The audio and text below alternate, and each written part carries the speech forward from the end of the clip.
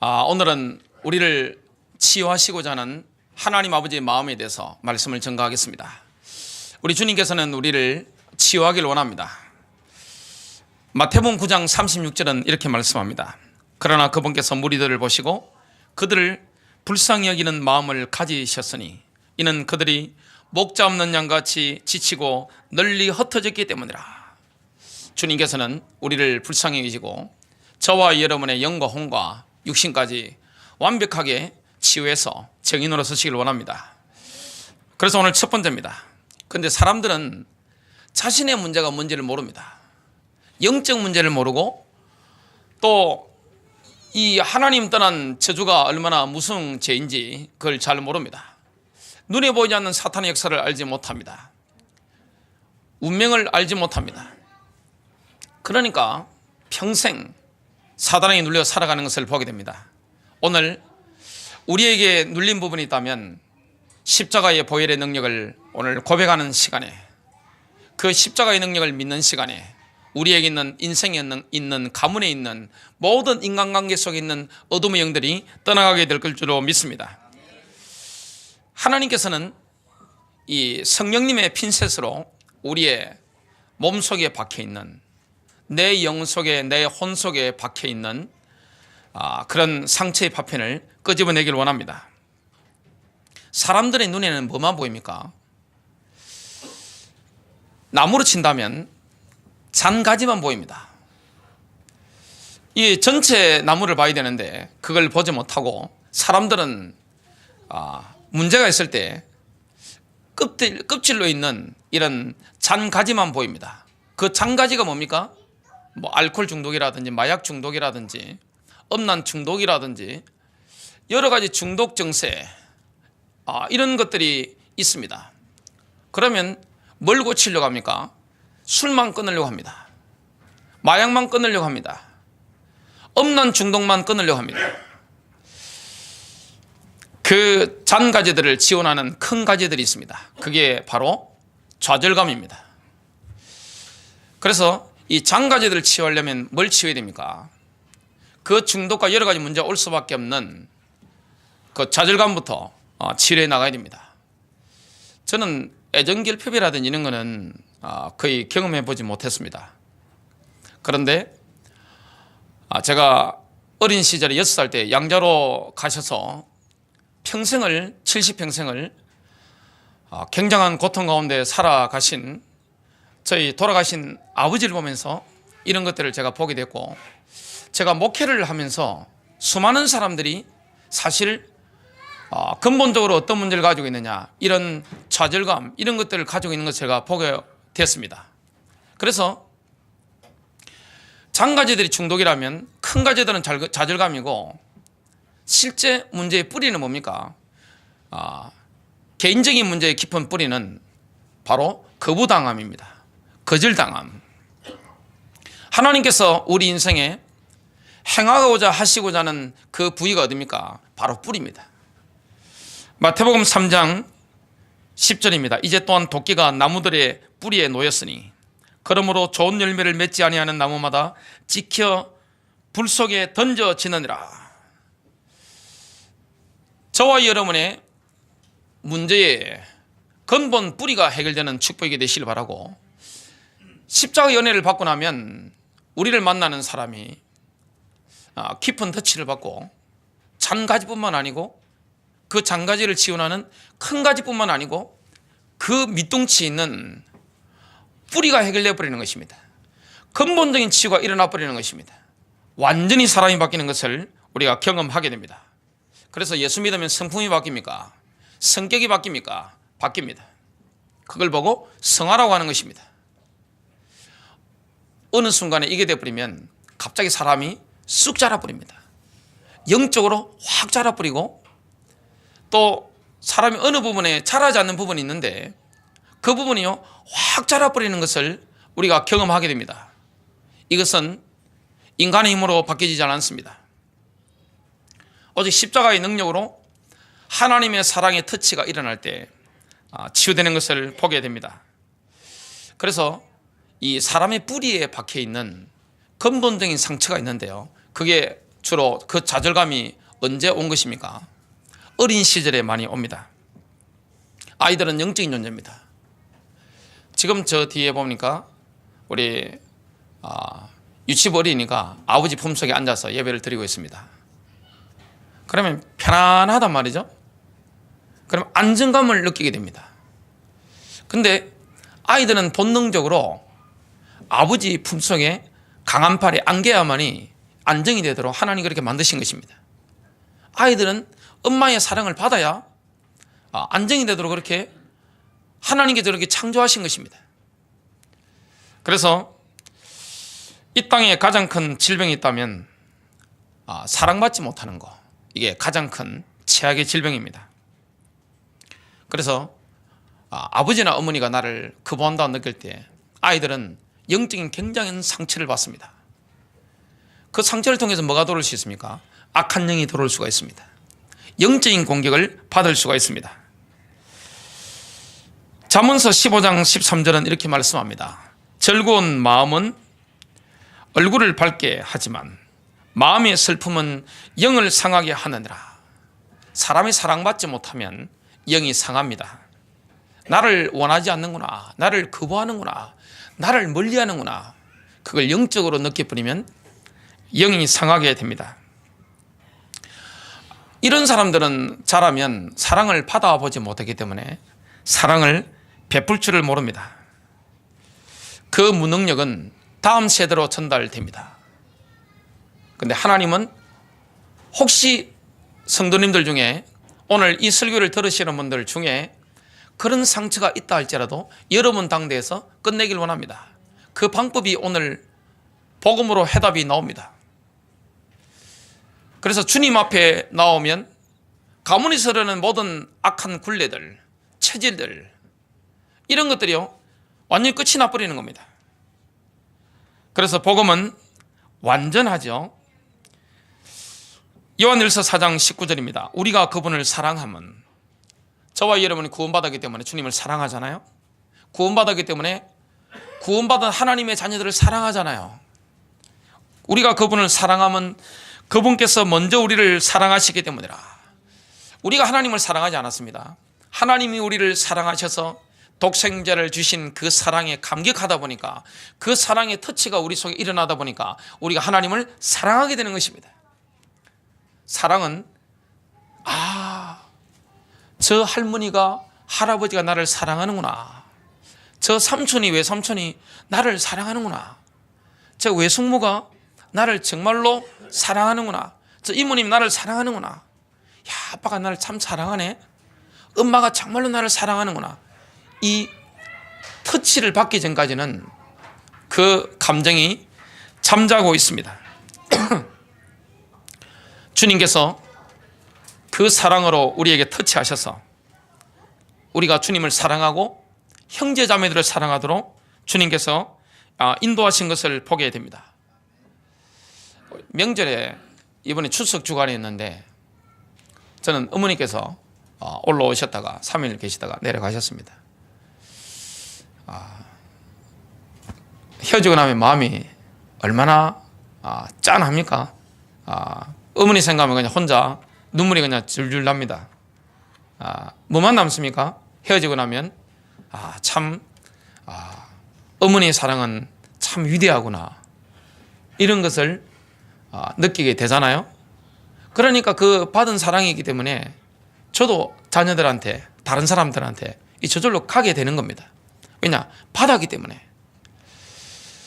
진짜 저와 얘는 복음을 누리게 되면 뭐가 나가게 됩니까? 하나님의 사랑을 체험하고 누리기 때문에 그 사랑이 가족들에게, 그 사랑이 형제 자매들에게, 또 가장 복음을 받아야 되는 불신자들을 향해서 이 사랑이 증거되게 되어 있습니다. 이웃 사랑이 나와지게 되어 있는 겁니다. 하나님의 사랑이 우리 안에 충만하기 때문에 그렇습니다. 또한 가장 신뢰했던 사람으로부터 이혼을 당하면 배신감의 치를 떨게 됩니다. 더 이상 상처받지 않기 위해서 과잉방어를 하게 됩니다. 다시는 상처받지 않을 거야, 이렇게 벽을 치는 것을 보게 됩니다.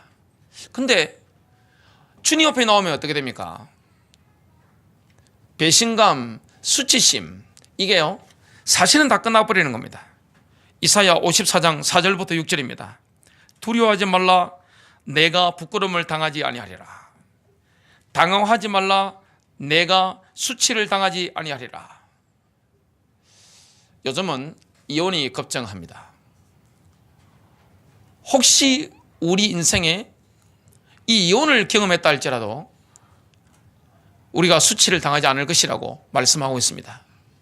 수치 대신에 우리는 십자가로 말미암아 하나님의 영광을 체험하게 되어 있습니다. 그 어떤 과거가 있다 할지라도 그리스도 안에 들어오고 나면 저와 여러분이 가는 길에는 뭐가 있습니까? 하나님의 영광과 하나님의 축복이 나타나게 되어 있습니다. 내가 젊은 시절의 수치를 잊고 과부 때의 치욕을 다시는 기억하지 아니하리라. 사람이 공개적인 모욕을 당했을 때 자살한단 말이죠. 엄청나게 많은 사람이 모욕당했을 때 자살합니다. 그리고 모욕당했을 때 실제 살인사건, 구타사건 엄청 많이 일어납니다. 또 어린 시절에 아버지로부터 할아버지로부터 과도한 폭력이라든지 또 성추행 당했을 때 이거는 영이 전부 상하는 겁니다. 그러다 보니까 이런 문제들을 많은 사람들이 고통을 가지고 포기하거나 또 상처받지 않기 위해서 더욱더 방어벽을 치거나 뭐든지 거역하거나 대들거나 이런 인생을 살아가게 되어 있습니다. 하나님의 치유책이 뭡니까? 하나님의 사랑의 방법이 뭡니까? 그게 바로 십자가입니다. 우리 인생 문제에 여러 가지 문제가 있잖아요. 창세기 3장에 근본 문제가 있지만 그 창세기 3장 하나님 떠나고 사단에게 붙잡힌 영이 죽은 문제에서 파생된 문제는 수만 가지가 넘습니다. 그 모든 문제의 해답은 오직 예수님의 십자가밖에 없습니다. 그래서 십자가는요 완전합니다. 십자가에서 완전한 완벽한 교환이 일어났습니다. 예수님이 십자가에서 버림받으심으로 우리가 하나님께 받아들여졌습니다. 그래서 우리는 수치 대신에 하나님의 영광을 체험하게 되었습니다. 주님이 수치를 받으셨는데요, 이사야 50장 6절은 예수님이 수치를 받기 700년 전에 이사야가 예언한 그런 본문입니다. 때리는 자들에게 내 등을 내주고 머리털을 뽑는 자들에게 내 뺨을 내주며 수치와 침뱉음을 피하려고 내 얼굴을 가리지 아니하였도다. 예수님은 우리를 위해서 조롱을 기꺼이 감당해 내신 것입니다.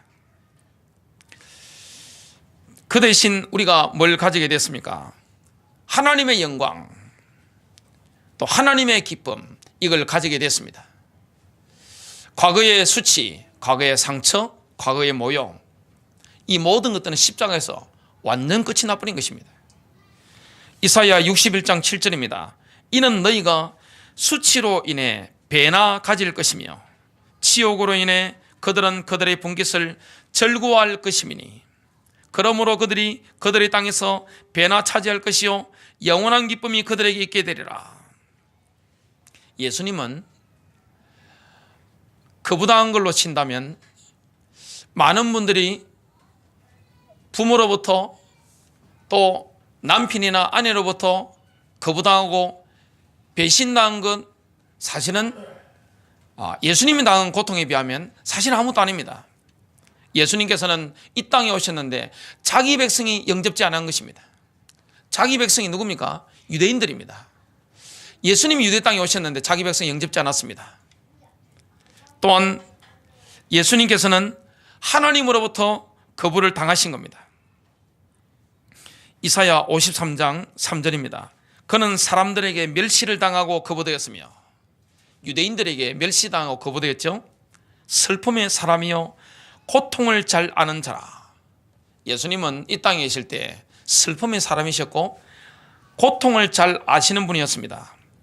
우리는 그를 피하려는 것 같이 우리의 얼굴을 감추었으며 그는 멸시를 당하였고 우리는 그를 귀하게 여기지 아니하였도다. 철저하게 유대인들이 예수님을 버렸습니다.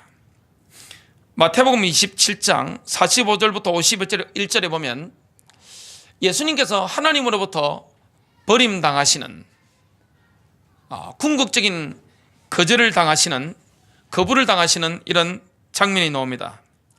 이제 6시부터 9시까지 유대인들 시간하고 우리 시간은 6시간 차이가 납니다.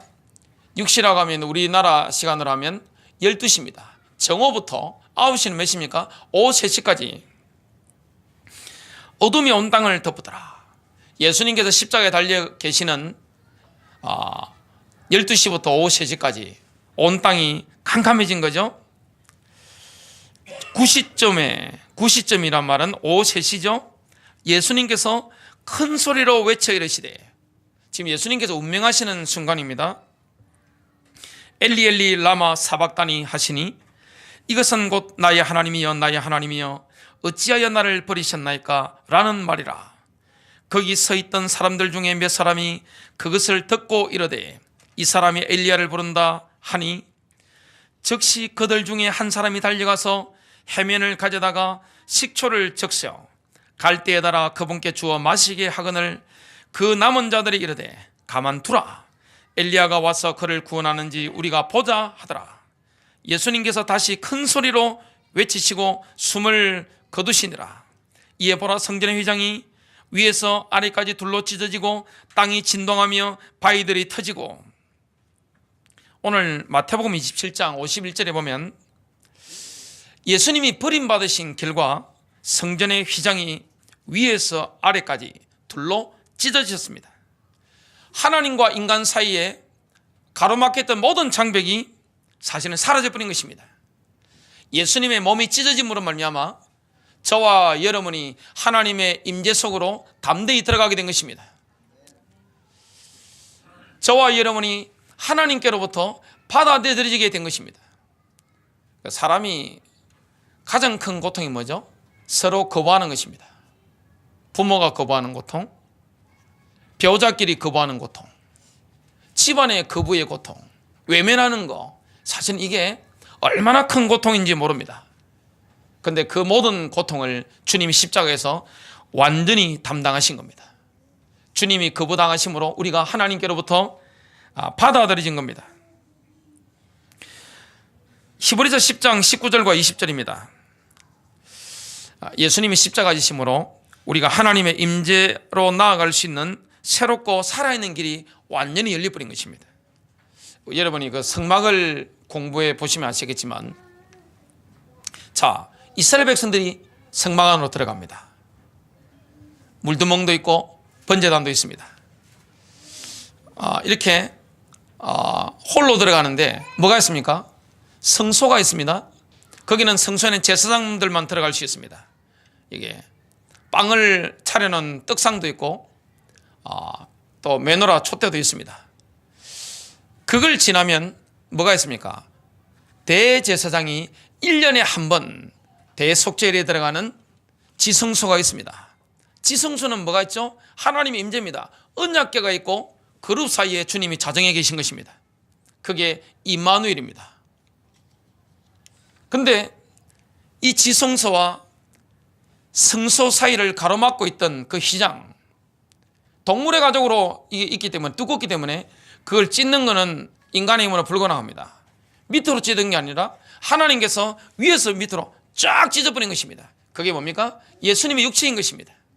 그것 때문에 저와 여러분이 하나님의 임재 속으로 담대히 들어가게 된 것입니다. 그래서 하나님이 우리를 받아주시는데 두려움 없이, 떨림 없이 우리가 늘 어떤 순간이든지 하나님의 임재를 누리게 되어 있습니다. 그 임재를 누리는 것은 뭡니까? 우리의 영이죠. 인간은 제일 위에 최고 서열이 뭡니까? 영입니다. 하나님께서 인간을 통제하시는데, 다스리시는데 뭘 통해 인간을 인도하십니까? 성령께서 우리의 영과 결합되어 있잖아요. 영감을 줍니다. 그러면 우리의 영은 하나님의 임재가 느껴질 때마다 뭐합니까? 하나님을 경배하게 되어 있습니다. 예배는 뭘 누리는 시간입니까? 하나님의 임재입니다. 기도는 뭐합니까? 기도는 영으로 하는 것입니다. 우리가 영으로 하나님 임재를 누릴 때 찬양할 수도 있는 것이고, 손뼉을 칠 수도 있는 것이고, 다윗 왕처럼 뛰면서 춤을 출 수도 있는 것입니다. 어떨 때는 환호를 할 수 있는 겁니다. 제가 그 찬양을 들어보면 주로 미국에서 이 찬송가가 건너왔잖아요. 원저자가 거의 미국 사람 아니면 영국 사람인데, 이걸 보면 부를 때 보면 한국 사람은 똑같은 찬송인데 슬프게 부릅니다. 막 짤면서 슬프게 이렇게 부릅니다. 미국 사람들은 영어로 부르는데 딱 들어보면요, 얼마나 자유한지 모릅니다. 다시 사신 곳에 주, 이런 찬송 막 들어보면 막 기쁨이 넘쳐가지고 찬송 부를 때 몸이 막 율동한다는 걸 느낍니다. 서로 하나님의 임재에 반응하는 정서가 다른 거죠. 기질이 다른 것입니다. 우리가 하나님께 경배하는데 영으로 경배하게 됩니다. 그 경배를 언제 하게 됩니까? 예배 시간에.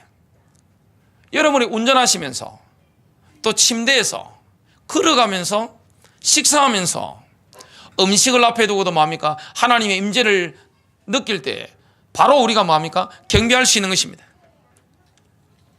기도로 뭐합니까? 하나님과 영적으로 교제할 수 있는 겁니다. 그 길이 예수 그리스도의 십자가에 살찢고 피 흘려 죽으심으로 말미암아 완전히 열려버린 것입니다. 예수님은 십자가에서 아파서 돌아가신 게 아닙니다. 절망 가운데 스스로 돌아가신 겁니다. 가장 큰 고통이 뭐였습니까?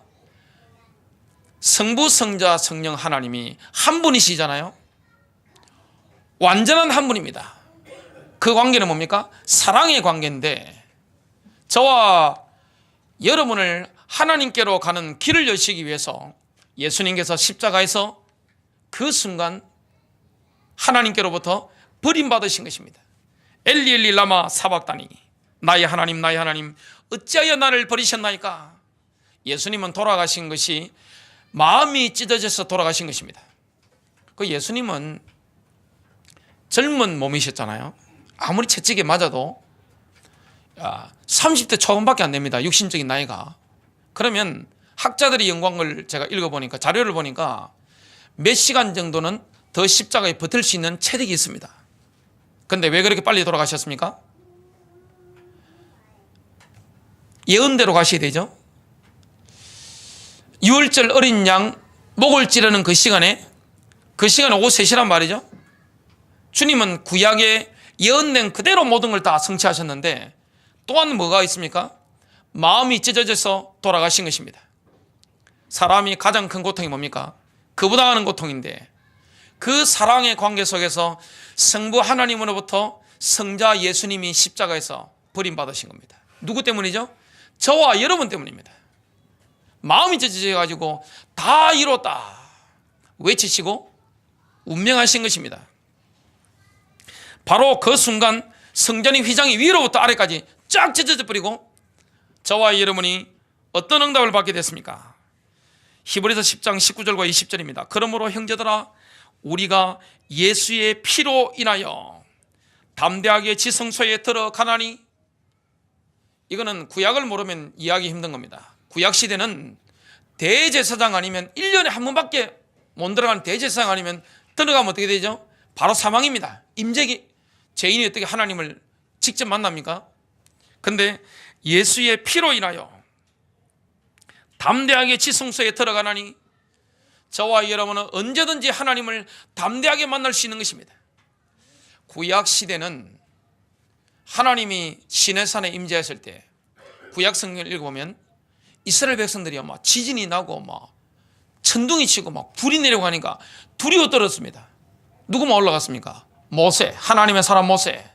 모세가 시내산에서 하나님을 뵙고 내려오니까 얼굴이 뭐 같죠? 빛이 나가지고 사람들이 무서워가지고 얼굴을 못 쳐다볼 정도였습니다. 그래서 모세가 얼굴을 수건으로 가린 겁니다. 그 하나님의 임재, 저와 여러분이 언제든지 예수의 피로 힘입어 담대하게 하나님 임재 속에 들어가게 된 것입니다. 이런 엄청난 축복을 받게 됐습니다. 담대하게 지성소에 들어가나니 그가 우리를 위해 바치신 새롭고 살아있는 길로 휘장 곧 그의 육체를 통하여 들어가느니라. 그의 육체가 찢어졌기 때문에 그의 육체를 통해서 하나님 임재 안으로 들어가느니라. 에베소서 1장 3절에서 6절입니다. 하나님께서 우리를 완전하게 받아들이신 은혜를 지금 바울 사도가 성령의 감동을 받아서 찬송하고 있습니다. 하나님께서 저와 여러분을 완전하게 받아주신 것입니다. 완전하게 사랑하신 것입니다. 하나님의 사랑의 방법이 뭐죠? 저와 여러분의 모든 장가지, 큰가지, 우리의 모든 문제의 뿌리까지 완벽하게 치유하는 답이 뭐죠? 그게 바로 십자가입니다. 6월절 어린 양의 피입니다. 주님이 버림받으신 것입니다. 그 때문에 우리가 담대하게 지성소로 하나님 앞에 임재 속으로 들어가게 된 것입니다. 세키나라고 하죠. 세키나. 하나님의 영광 속에 들어갔는데 죽지 않는 것입니다. 임재 속에 들어가는 것입니다. 구약에는 대제사장이 1년에 한 번 들어갔지만 우리는 뭐합니까? 24시간. 또 강한 임재를 누릴 때는 언제입니까? 시도 때도 없이 들어갈 수가 있는 겁니다. 예수님께서 우리의 거부당함을 대신 담당하셔서 우리가 예수님의 받아들여짐을 누리도록 하셨다는 것을 오늘 바울 사도가 찬양합니다. 그리스도 안에서 천상에 있는 모든 영적인 복으로 우리를 복주신 하나님, 곧 우리 주 예수 그리스도의 아버지께서는 복되시도다. 하나님께서 세상의 이초를 놓으시기 이전에 창세전이죠. 우리로 사랑 안에서 그분 앞에 거룩하고 흠없게 하시려고 그리스도 안에서 우리를 택하시어 저와 여러분이 택정함을 받은 게, 선택받은 게 언제입니까? 지구가 만들어지기 전입니다. 저와 여러분의 이름이 만들어지기 전입니다. 저와 여러분의 아버지, 할아버지, 할머니 태어나시기도 전입니다. 영원전입니다. 그때 주님은 우리를 아셨고 우리를 선택하셨고 우리를 부르신 것입니다. 이게 하나님 은혜죠. 5절입니다. 하나님의 기쁘신 뜻에 따라 예수 그리스도를 통하여 우리를 자신의 자녀로 입양할 것을 예정하셨으니, 창세전부터 우리를 하나님의 자녀로 입양하실 것을 예정하신 것입니다. 이는 하나님께서 그 사랑하시는 이 안에서 우리를 받아들이신 그의 은혜의 영광을 찬양하게 하려 하심이니라. 창조 이전부터 우리를 향한 하나님의 영원한 목적이 있습니다. 그것은 우리를 입양하는 것입니다. 하나님의 자녀로 입양하는 것입니다. 그것은요, 예수님이 십자가에서 죽으셔야만 가능한 것입니다. 십자가라는 것은 모든 문제 해결입니다. 그의 피는 우리에게 생명을 줍니다. 그의 피는 우리에게 받아들이짐을 줍니다. 그의 피는 우리를 가난의 조에서 해방합니다. 그의 보혈의 능력은 우리를 모든 눌림에서 해방하는 것입니다. 자신의 은혜의 영광을 찬양하게 하시느니라. 그 은혜 안에서 그분께서 그 사시는 자 안에서 우리를 받아주셨으니, 하나님께서는 이 우주가 광대하잖아요. 여러분 유튜브라든지 TV 같은 데 보면 우주에 대해서 한 번씩 이렇게 보여줍니다. 우주가 얼마나 광대합니까? 은하도 우리 은하가 있고 다른 은하들이 있습니다. 이 광대한 우주 안에서 하나님이 특별하게 돌보시는 대상이 있습니다. 특별하게 사랑하시고 관심 가지는 대상이 있습니다. 하나님께서 1순위로 챙기는 대상이 있습니다. 그게 누굽니까? 바로 하나님의 자녀입니다. 왜냐? 입양되었기 때문에. 우리가 그리스도로 말미암아 하나님의 자녀로 입양되었는데, 이 모든 게 언제 계획된 것입니까? 영원과 전입니다. 이 땅에는 뭐가 있습니까? 시간의 개념이 있잖아요. 하나님은 시간 안에 제한받는 분이 아닙니다. 시간이라고 하는 것은 영원 안에서 보면 한층과 같습니다. 하나님은 영원 가운데 계시다가 우리를 또 영원 가운데 인도하시죠. 지금 우리 영적 상태가 영원 속에 있잖아요. 구원받은 사람은 그리스도와 함께 죽었고 장사되는 바 되었고 함께 부활했고, 에베소서 2장 6절에 보니까 함께 그리스도와 함께 주님의 보좌에 앉아 있는 것입니다. 영원입니다. 영원 가운데 이미 들어가 있는 것입니다. 그러면 초막절, 장막절 이 시즌이 돼가지고 우리가 주님이 우리를 데려가시게 되면 역사 속에서 영원 속에 들어가게 되는 것입니다. 이게 전부 언제 계획된 것입니까? 영원전입니다. 그렇다면 우리가 당한 상처, 아픔, 슬픔, 영의 고통 이 모든 것들을 하나님은 아십니다. 사탄도 압니다. 이 악한 마귀는 우리가 이 마지막 시대의 복음을 위해서 하나님의 칼로 쓰임받을 걸 알고 있습니다. 저 같은 사람은 하나님의 칼이잖아요. 하나님의 칼입니다. 말씀을 잡고 있기 때문에 하나님의 칼입니다. 여러분도 말씀을 전한다면 하나님의 칼입니다. 사탄은 굉장히 지혜가 넘치기 때문에 저와 여러분이 말씀을 전가하는 하나님의 칼이 될 것을 알고 있습니다. 그렇기 때문에 우리의 어린 시절에 뭡니까? 폭격을 가한 것입니다. 슬픔과 눈물과 우리 젊은 시절에 영이 고통을 당하는 이 아픔들을 허락한 것입니다. 그래서 복음 안에 들어오면 상처가 되지 않습니다. 뭐가 되어집니까? 감사합니다. 하나님이 이 많은 사람들을 살리시려고 나에게 이 아픔들을 허락하셨군요. 정말로 감사합니다. 그러면 뭐가 사라집니까? 원망, 불평, 분노 이런 게 다 사라지게 되어 있습니다. 우리 안에 하나님의 사랑이 넘치기 때문에 하나님을 사랑하게 되어 있고 이웃을 사랑하게 되어 있고 원수에게도 뭡니까? 원수를 사랑하라. 이게 우리 힘으로는 안 됩니다. 그러나 내 가슴에 내 복장에서 성령이 주시는 마음으로 이게 가능하게 되어 있습니다. 그 축복을 우리가 받게 됐습니다. 1순위입니다. 마지막 세 번째입니다. 누가복음 15장 11절과 11절에서 32절에 보면 돌아온 탕자 비유가 나오는데요.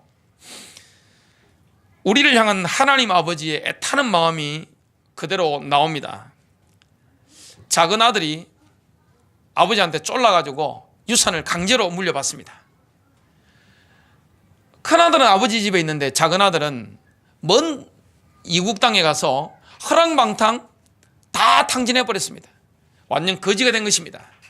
근데 그때 그 땅에 먹을 게 없으니까 이 작은 아들이 돼지를 치면서 이 곡식 껍데기 짐승들이 먹는 돼지들이 먹는 그걸 먹고 배부르려고 했는데 큰 기근이 나서 그것도 없는 겁니다.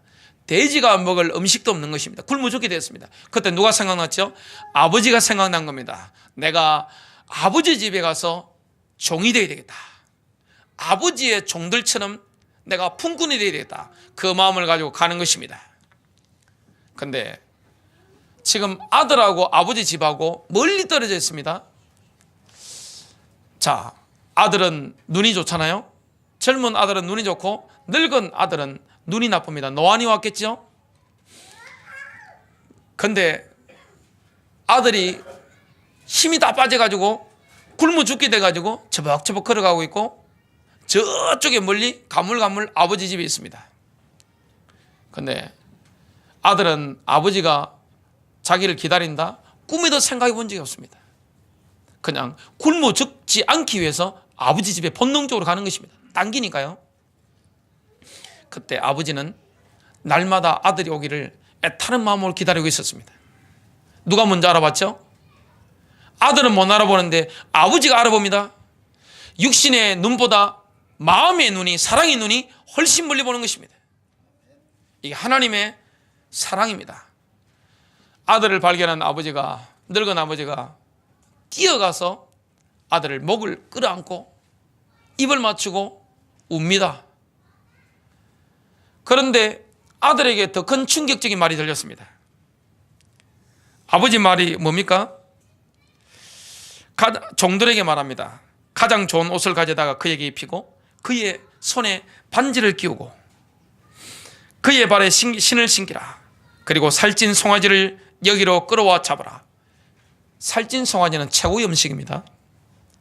우리가 먹고 즐기자. 이 내 아들은 죽었다가 다시 살아났으며 그를 잃어버렸다가 찾아노라. 누가복음 15장 7절은 이렇게 말씀합니다. 이와 같이 하늘에서는 회개할 필요가 없는 어려운 99사람보다 회개하는 한 죄인으로 인하여 더 기쁨이 있으리라. 하나님은 우리를 돌아온 탕자처럼 환영하십니다. 언제나입니다. 이게 복음입니다. 하나님은 우리를 받아주시는데 예수님의 십자가를 통해 나아가기만 하면 외면하지 않습니다. 언제든지 받아주시는 줄로 믿습니다. 하나님 아버지께서는 예수님을 사랑하신 것과 똑같은 사랑으로 우리를 사랑하십니다. 하나님과 아들 하나님의 관계는 사랑의 관계잖아요. 우리와의 관계도 마찬가지입니다. 왜냐하면 예수님이 십자가에서 우리의 모든 수치와 배반과 고뇌와 비탄을 담당하셨기 때문에 우리가 하나님께 받아들여진 것입니다. 그게 바로 십자가의 교환입니다. 하나님의 가족은 최상의 가족입니다. 완전합니다. 하나님의 가족 안에는 냉정한 것이 없습니다. 하나님의 가족 안에는 하나님의 사랑을 넘치도록 우리가 받게 되어 있습니다. 그래서 고린도 후서 4장 15절입니다. 이렇게 말씀하죠. 모든 것이 너희를 위하여 있나니. 고린도 교회 성도들은 별로 덕스럽지 못한 교인들이었습니다. 심심한 패당 싸움하고요. 또 자기 자랑하고 굉장히 교만했던 사람들입니다. 근데 뭐라고 합니까? 모든 것이 너희를 위하여 있나니. 이 우주 안에서 하나님이 행하시는 모든 일은 하나님 자녀 중심으로 돌아가는 것입니다. 하나님께서 이 우주 안에서 1순위로 챙기시는 것은 누굽니까? 바로 하나님의 자녀라는 사실 기억하시길 바랍니다. 예수님께서는 우리에게 하나님을 아버지로 알게 해주신 것입니다. 구약 성경에는 유대인들은 14세기 동안 하나님을 여호와로 알았습니다. 야훼 여호와, 야훼라고 하기도 하고 여호와라 하기도 합니다. 그 여호와를 아버지로 아들 하나님이 소개해 주신 겁니다. 그래서 예수님은 요한복음 17장에 보면 제자들을 위해 기도하실 때 6차례나 하나님을 아버지라고 불렀습니다. 요한복음 17장 20절입니다. 내가 이 사람들을 위해 기도하지 아니하고 그들의 말로 인하여 나를 믿을 자들을 위해서도 기도하오니. 25절부터 26절입니다. 오 어려우신 아버지여, 세상이 아버지를 알지 못하였으되 나는 아버지를 알아사옵고 이들도 아버지께서 나를 보내신 줄 알아사옵나이다. 내가 아버지의 이름을 그들에게 밝히 드러내었고 또 드러내리니 이것은 아버지께서 나를 사랑할 때 보여주신 그 사랑이 그들 안에 있게 하고 나도 그들 안에 있게 하려 함이니이다. 하나님께서는 예수님을 사랑하신 것과 똑같은 사랑을 우리를 위해서도 갖고 계십니다.